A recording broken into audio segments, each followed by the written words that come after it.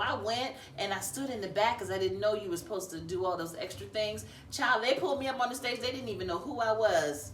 And the first 5 things I said when I got on the stage, I like shit, dick, fuck, pussy, and ass. I said, can you get with that? And it was like, hell yeah.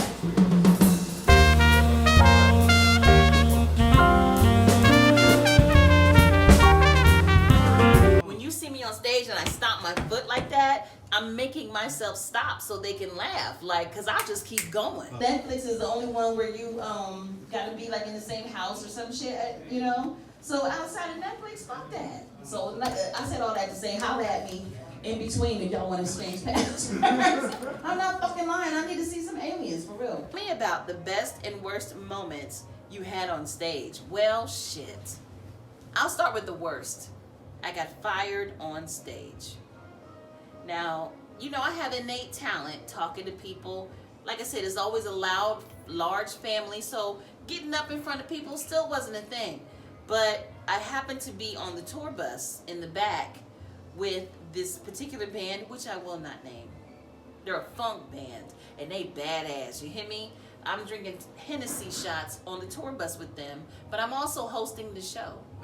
I referenced it earlier. I am a chronically ill type person. A couple of years ago, I got a kidney transplant, ladies and gentlemen. Whoa! That's so cool. Yeah, it was not without complication though. You know, I lost a lot of that hair. You know, I used to look Jewish from the foreskin up. You know. Hey, I think we're gonna keep it, and I can't really tell you the particulars of the night. I just remember my ex being in the audience, and he was giving me the ixnay, like, no. And I saw him do it, and I just kept fucking going. So when I got off stage, the producers came over, and they was like, you're fired. What the fuck was that? And I was just, I tuned them out because, you know, I was drunk, so I didn't know what was going on. But whatever it was bad enough not to get paid. And so all I asked them, one simple statement, was, can I stay and finish watching the rest of the show? And she was like, yeah, just sit on the side. Don't bother nobody. I was like, no problem. But the best time was that first time when I did the Clean Comedy Showcase, and I damn near got a round of, I damn near got a standing ovation. Like, they were like, yes. And up here, you know, having a midlife crisis. Well, guess what? It's not a midlife crisis. It's a whole life crisis. You think this shit just started today? If you met me as a young man, you'd be like, what?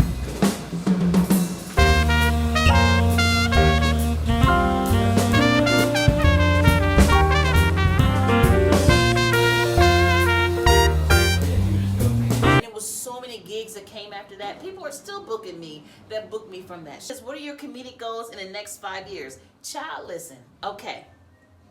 First of all, by the end of this year, I will complete my one-woman show. Yes, yes, yes. Also, I am going to formulate and finish my TED Talk, because I told you I'm a Toastmaster.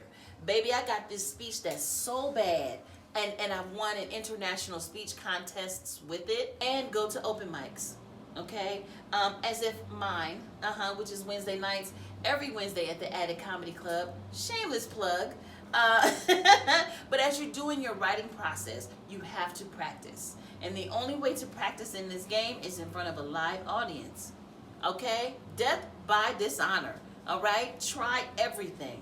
And you'll find your feet, you'll find the bottom, but you'll also find the top. That cleverness is what we do. We're the jesters. We're supposed to make fun of the king, but not so much that we get our head cut off.